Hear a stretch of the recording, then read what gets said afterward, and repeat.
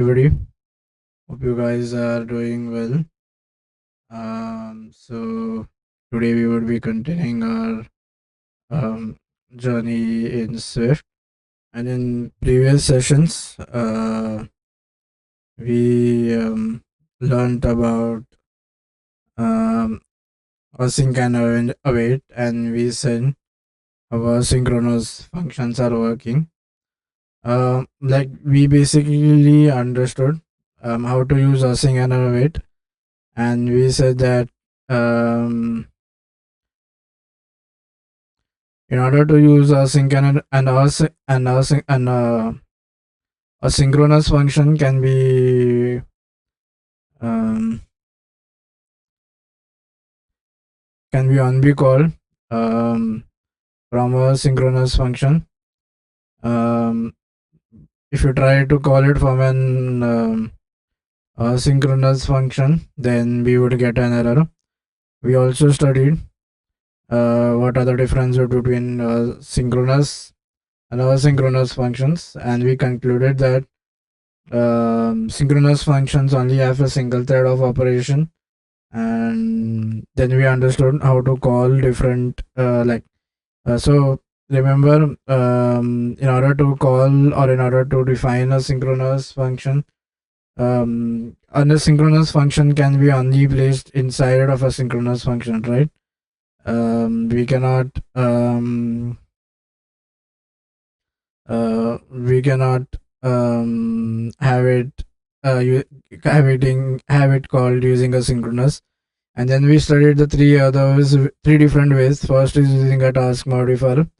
Then we studied about using async and then we started. Let's see how we use async and await.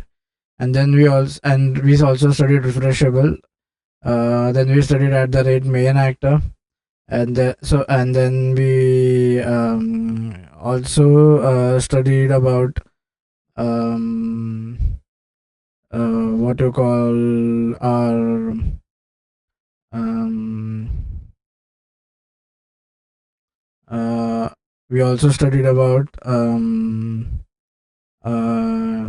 how we didn't study, we just understood that there is something called as a task API as well that can help us in calling that synchronous code. So now so let's just study how synchronous asynchronous functions working is going to happen behind the scenes in Swift, right? So before Swift 5.5, there was no sync function, right? We only had the GCD, right? So remember, GCD is like a kernel function, and anytime you access a kernel, you are going to um, uh, bypass different. First of all, you're going to make a system call. Then the second thing that is going to happen is um, you will be bypassing different security, right? Because you are at the kernel level, right? And kernel is something we don't want direct access to. Neither do we want to access the API present here. However, so then in Swift at 5.5, the asynchronous functions was introduced to perform concurrency. So yeah, we are going to deal with async, right? As I told you, async functions is what we. So this is a type or a method to declare an asynchronous function. You can use async, right? Now, different languages have different mechanism, right, to handle concurrency. Basically, some languages. So, for example, language like JavaScript handles concurrency by using an event loop. That is good. That is responsible to manage the asynchronous operations.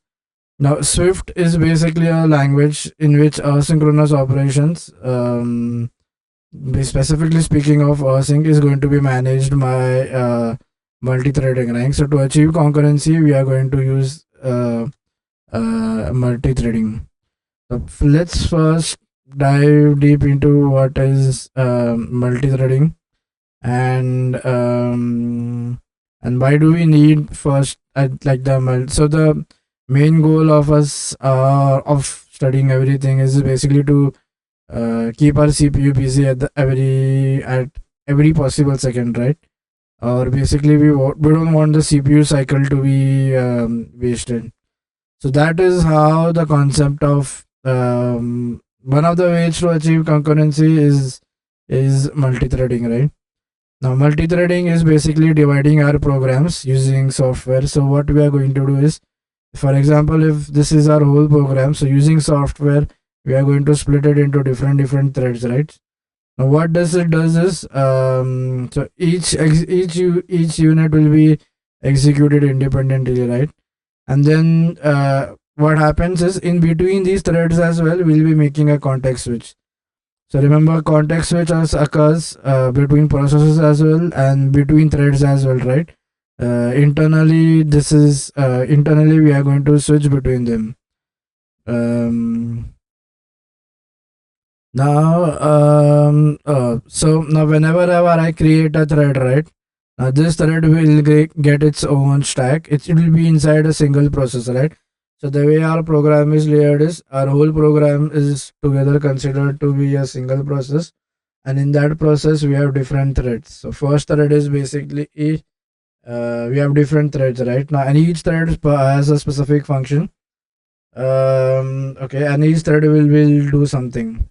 Now the whole point of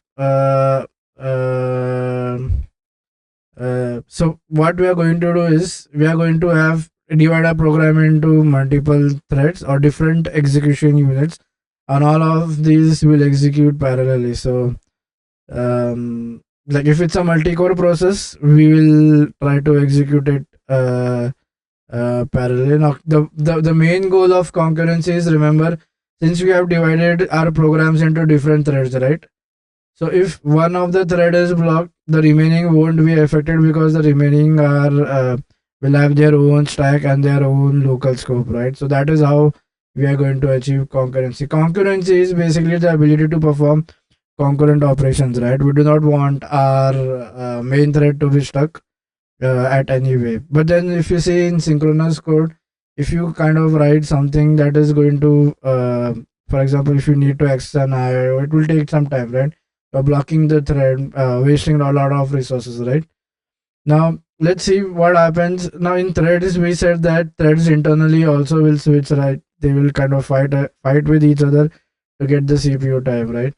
So now what do we need to do when we are switching a thread, right? So we in operating system there is something called as PCB, right? We need to stay when we switch between processes, we need to store the state of the processes. Similarly, when we switch between threads, we are going to store the state of each thread, right?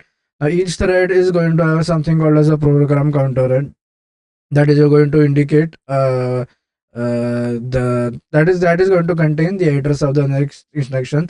And the way this program counter is going to work is, remember, after passing it through the machine, right, you will have a machine code being generated, right?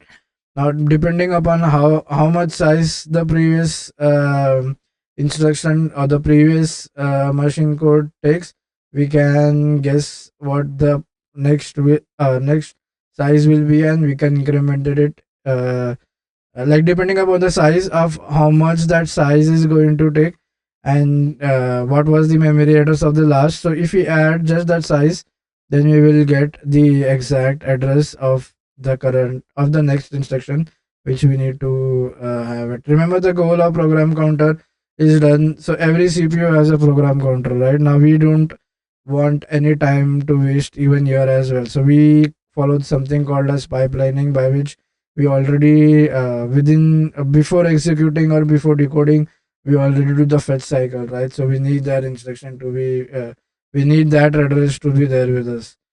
Now the program counter will always contain the address of the next, right? Because remember, if you see in 8086 or any other processor architecture, so the one unit is basically responsible for calculating the address, right? So so that is when program counter comes into picture, right? We need the address somehow to be calculated. And so now when we are going to switch from one thread to the another, right? We need to store the program counter, we need to store the local variables in that thread and the stack frame of that thread. So every time we do this, we are going to store all those functionalities, right? For one or two threads, it's okay, right? Just assume that we are doing the same process thousand number of times. So that many uh, that amount of work has to be done right before switching, and every time we are going to switch, so some time will be wasted in just doing the saving. And I remember when we save, we need to bring it back as well, right? So then that is something which is not very performance optimized, right? Still during the switching cycle we are wasting some time. So then now what we do is we kind of use async and await now. uh, so now here what we are trying to say is, now by multi-threading, I mean what I was no I mean async and await would help us achieve multi-threading. What my goal here was to tell is that what if we have multiple threads, right? See, just the amount of time wasted is going to be immense, right? So what we do is we kind of limit the number of threads. But if you say, but then the one caveat or one point that we say is, if I'm limiting the number of threads, then indirectly what I'm doing is basically I'm limiting the number of async approaches, right? But this is like but this is not what happens when we do asynchronous operations, right? Now how does it do is we basically what we kind of follow a suspend and resume mechanism, right? Now this suspend and resume ideology is basically, for example, the moment you have uh, uh, got an async function, right? You the moment you get an await, you resume or you suspend all the tasks below it until there is no task until either and you suspend once you suspend, we are giving up that thread, right? So that means if there is any other async operation that has the data available, it can utilize that thread, right?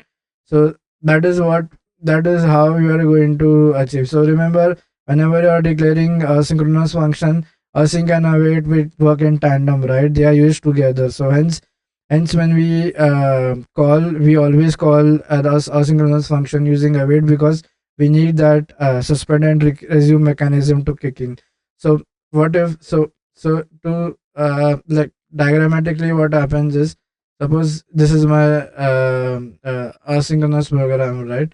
Now what it does is it kind of goes in this await state. The moment it goes is in the await state, and suppose this is the thread that was executing this thing, right? The moment it goes here, what happens is the moment it reaches await or what is going to happen is this thread now becomes free, because the execute this has been suspended, right? This has been suspended, right? The moment we have, or suppose this synchronous operation is basically reading data from a file, right? The moment we have data available here, what it will do is, similarly one of the threads which will be free, it will catch that thread and start its execution. So even though we are limiting the number of threads, we are what ideology we are using is, we kind of limit the number of threads. Even though we have a limited number of threads, still we are not still there is no issue with the async behavior, right? The async behavior is still going to work in harmony, because that is how because it's still going to work even though we have more number of synchronous operations than the number of threads, because the moment we go into that suspend state, we are going to release the thread and making it available for the other async operation to be performed. Yeah, I guess that is all what I have written here. Now this suspension and resume, this is going to be managed by Swift, right? The moment we get to the await state, the suspension will be keen, and automatically the moment we have data with us, we will start with the resumption. So yeah, that's all for how asynchronous function is working and why we need to use async and await together, because await is going to do the suspension, right? So our whole ideology or whole concept is basically using asynchron and is basically using async and await together. If you don't use await, you won't be able you to suspend that program, right? And that is how Swift manages threads. uh, the other way to achieve concurrency is using GCD, right? Now GCD, the biggest drawback in GCD is about it's a kernel. First of all, it's something that is related to the kernel, right? We don't want to, and we don't want to damage. We don't want to unnecessarily involve the kernel, right? It already has some other important functions that it needs to be performed, right? So why do go to the kernel? And So you might say this suspension, and then so when I'm doing this multi-threading switch again, the OS is getting involved, right? Yeah, that is correct. But then remember, we have limited the number of threads, right? So even that context switch will be much like there will be context switch happening, but because we are going to suspend threads, right? So but then if you compare to a 1:1 mapping, this is a very good approach, right? Because if you have, just imagine a situation where you have 1,000 threads managing 1,000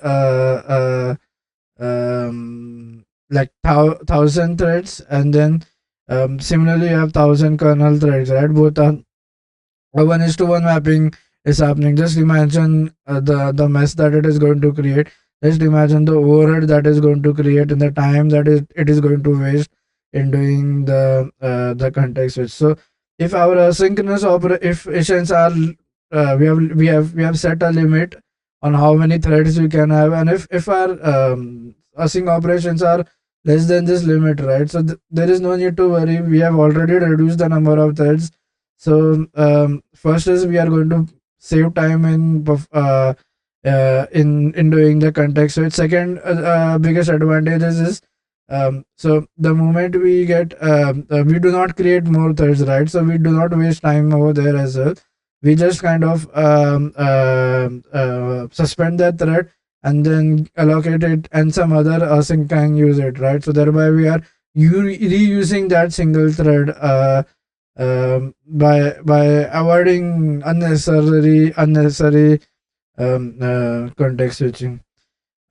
Yeah, so that's all for this lecture. I hope you guys enjoyed it, and I'll see you in the next lecture with a little bit more in detail about synchronous operations in Java in Swift.